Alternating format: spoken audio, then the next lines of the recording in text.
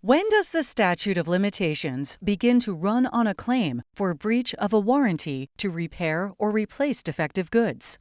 We explore that question in Mydlach versus Daimler Chrysler.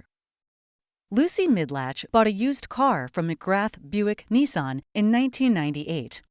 When the car's original buyer purchased it in 1996, Daimler Chrysler, the car's manufacturer, promised to repair or replace any defective parts at no cost during the warranty period.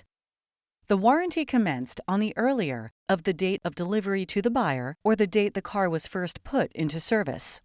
The warranty expired on the earlier of 3 years or when the car reached 36,000 miles.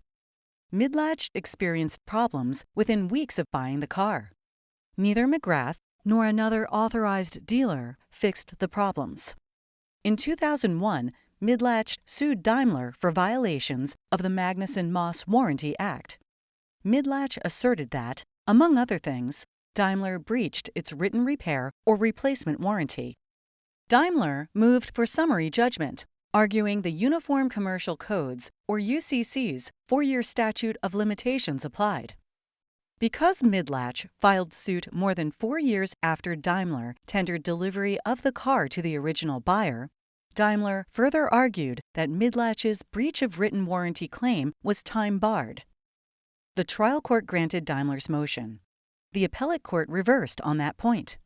Daimler appealed to the Illinois Supreme Court.